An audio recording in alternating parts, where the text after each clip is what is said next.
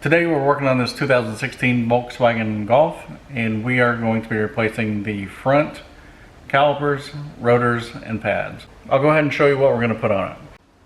So here you can see we've got Power Stop Evolution Sport brake pads, rotors. These have a rust preventative coating on them. Here you can see we've got some Volkswagen replacement calipers.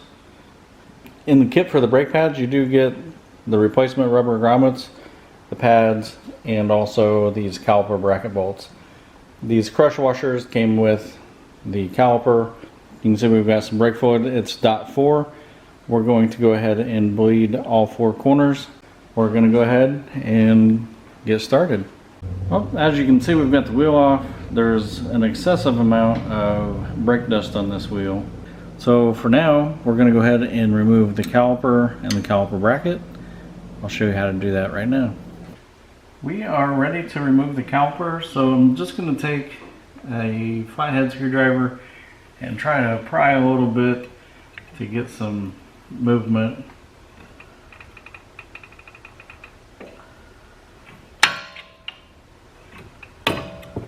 Okay, it moved a little bit, so we're going to go ahead and remove the caliper bolts.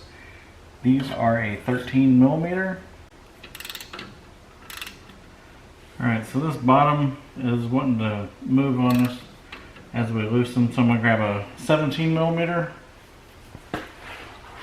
So as it turns out, the 17 millimeter is too thick to go in here, so we got some parallel pliers here. These aren't real tight.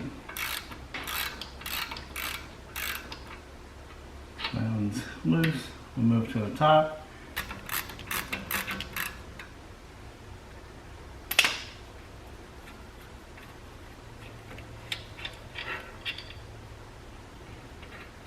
Alright, so I do have a caliper hanger.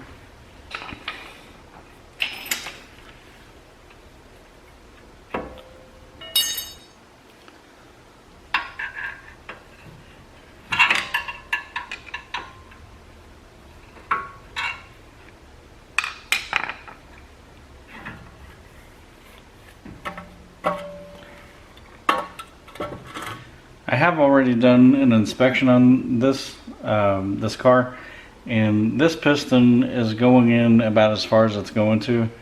That's why we're replacing the calipers. This one is seized up, and you'll see why here in just a second, but I'm going to go ahead and get the caliper bracket off right now. Again, that's 21 millimeter.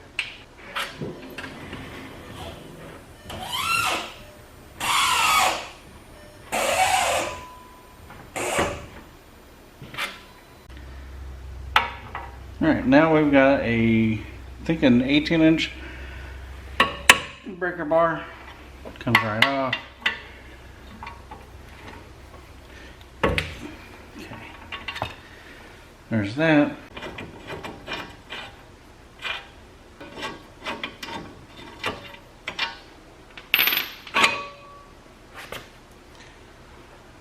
Alright, so here you can see how much pad was left on the inside, and then the outside's decent, but we obviously have an issue here with the caliper or the caliper slides.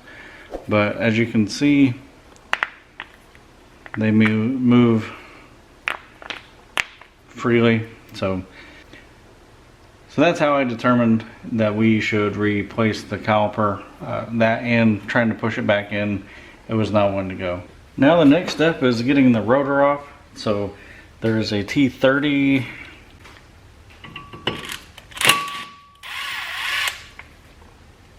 I promise I didn't do that beforehand, it was just that loose. So now let's get the rotor off, and we might have to do a little banging on it. So we've got a little pecker and a big pecker. We'll see which one it takes.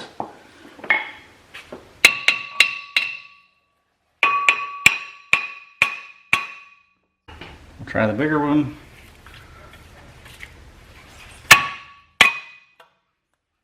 So took a couple pecks with the big pecker. Get this old one off of here. I'm going to take a wire wheel and clean this up a little bit.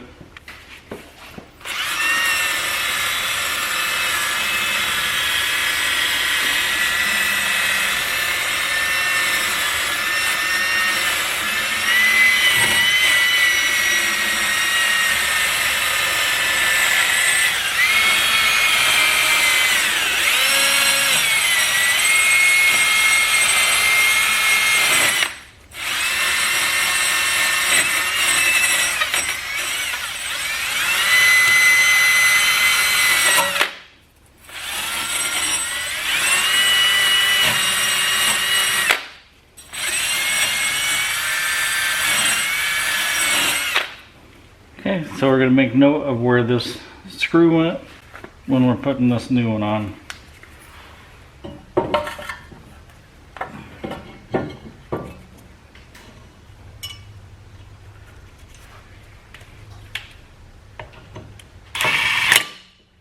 Alright, got the new rotor on. Now it's time to deal with this old caliper. We'll get that old one off, we'll get the new one on. Alright, we're going to go ahead and load these calipers, and one thing that is kind of interesting that I just noticed is there aren't any metal shims that came in the hardware or in the kit, but also there's no metal shims on the original bracket. So it appears that the shims are built onto the pad.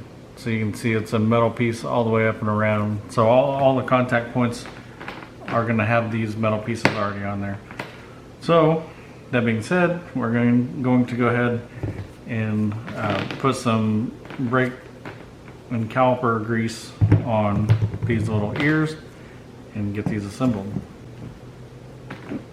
And it doesn't take a whole lot of grease. Really, it's just to prevent noise and to try to keep from rubbing through and getting some rust on here.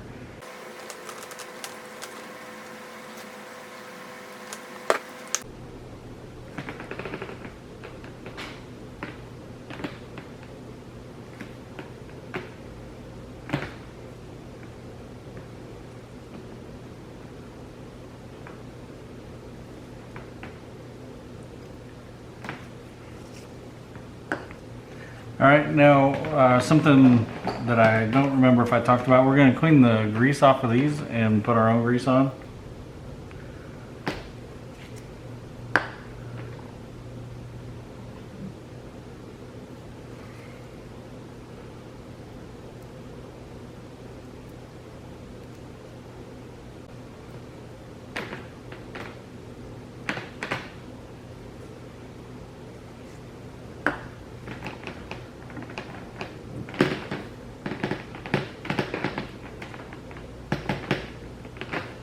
Now that we've got the caliper bracket loaded, we can go ahead and put this back on the car and get ready to change the caliper out. So as you can see, I've turned the wheel to the right, so I've got better access to these bolts. Let's set this caliper in place, or bracket in place.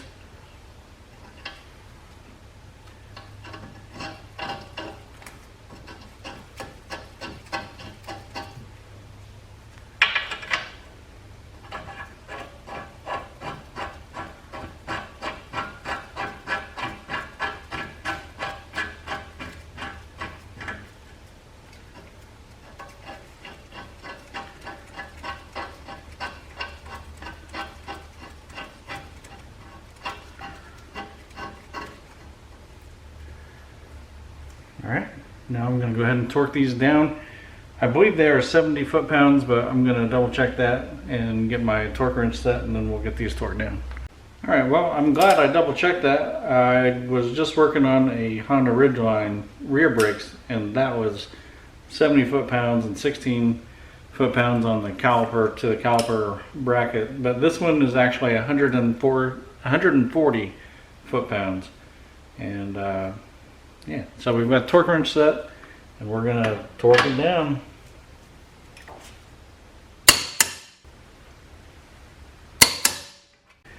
Alright, now we can move on to changing the caliper. For ease of installation, I have decided I would go ahead and put the caliper on, and then we could swap out. And then once we get the old caliper out of the way, we'll just hook the line up while it's right here. So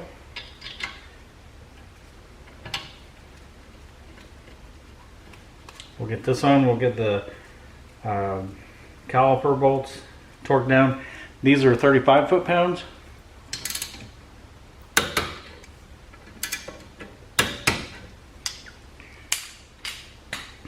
Alright, so now comes the fun part where we unhook the hose from the old caliper and hook it up to the new caliper. So we're going to want this banjo bolt ready to go. We're going to want the crush washers ready to go. And we're going to want to put the correct caliper on. So we're going to do this all over again. Alright, now we're going to get ready to swap the brake line from the old caliper to the new caliper. We've got the banjo bolt out, you can see here. We've got the new crush washer ready. We got the crush washer that goes up against the caliper ready to go. Now we just got to clamp off this hose.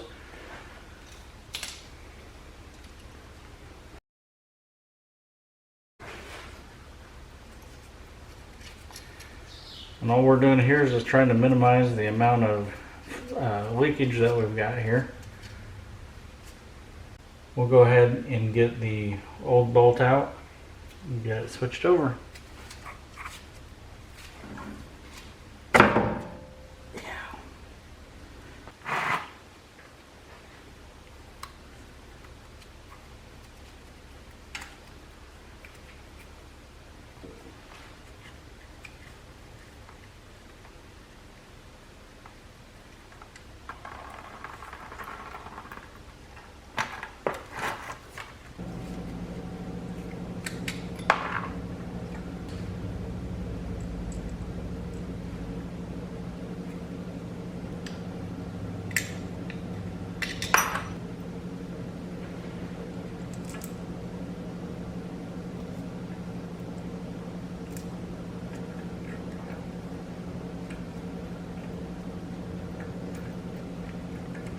Alright, so here we need to put enough torque on it to crush these copper washers,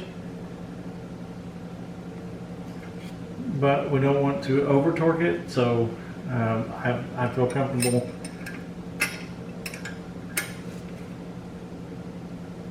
right there. We can remove our hose clamp.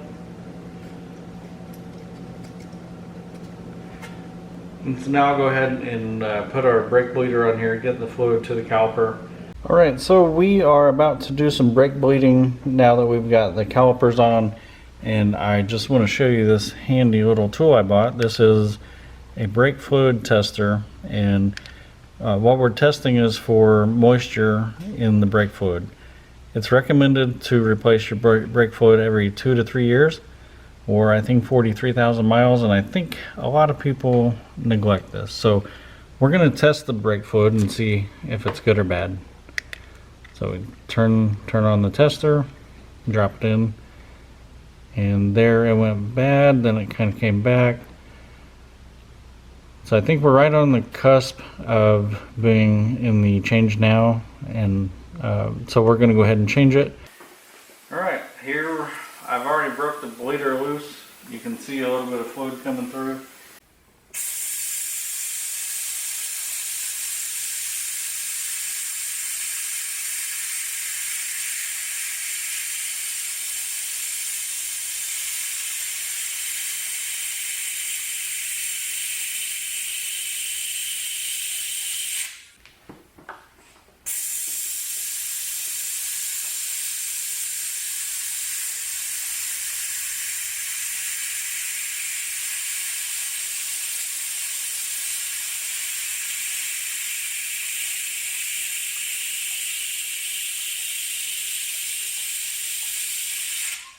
We've got some dropping out of the reservoir, And we really want this to be the clean fluid.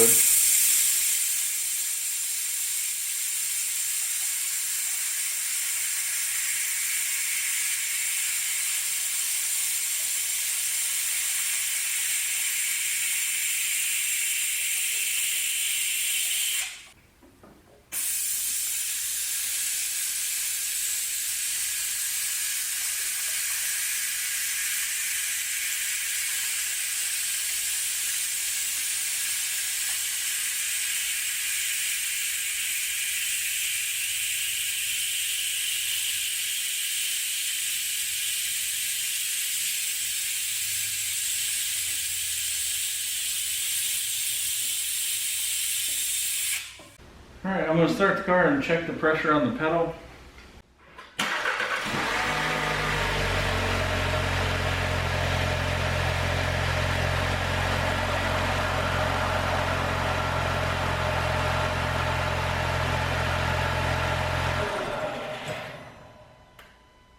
Alright, well that's it. I'm going to go ahead and take care of the other side, and I'm going to bleed the rest of the brakes just like we did here.